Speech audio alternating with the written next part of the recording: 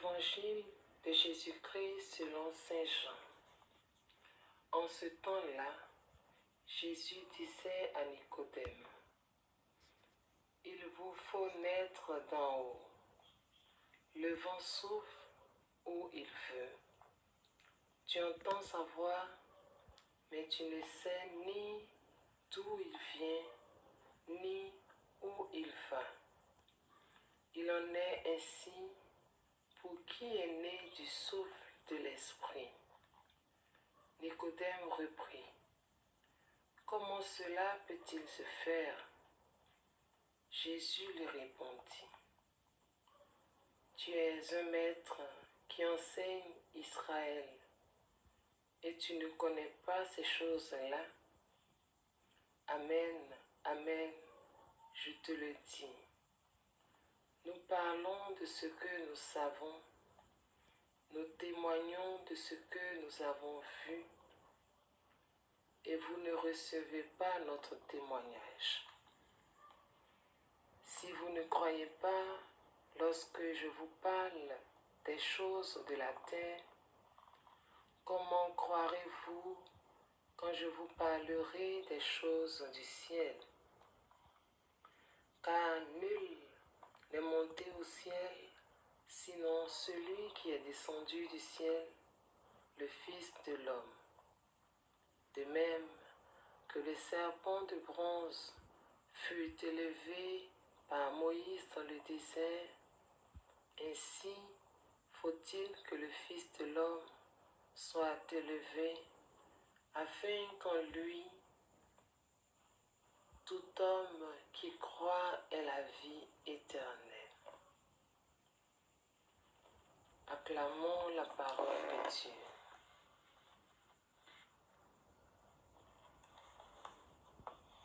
Méditation. Comment cela peut-il se faire?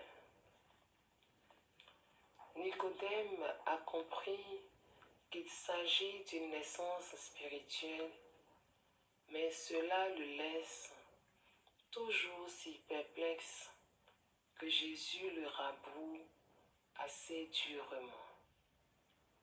Tu es maître en Israël, et ce que je te dis n'évoque rien pour toi. Ce spécialiste des Écritures aurait dû se souvenir que la venue du Messie serait caractérisée par une effusion de l'Esprit qui ferait accéder à une vie nouvelle. J'ôterai leur cœur de pierre et je leur donnerai un cœur de chair. Ézéchiel chapitre 11, verset 19. Jésus ne cite pourtant pas les prophètes. Il commence la difficile ouverture à ce qu'il est lui-même.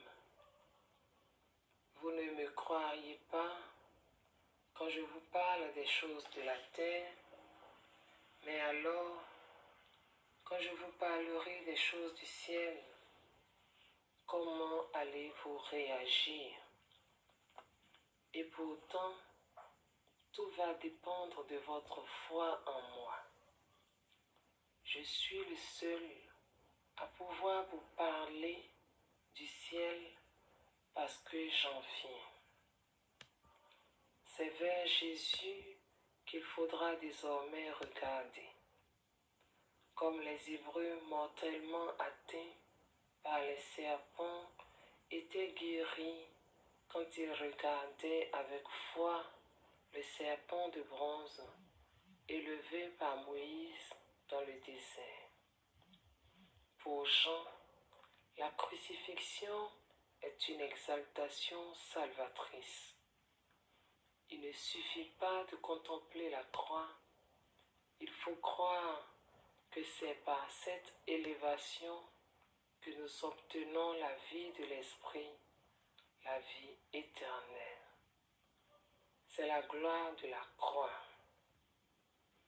Le Messie n'est pas seulement celui qui est descendu du ciel, il est aussi celui qui est monté sur la croix. Jésus aura bien du mal à faire admettre ces mystères de notre salut. Un jour ou l'autre, nous sommes tous des Nicodèmes. Mais comment cela peut-il se faire?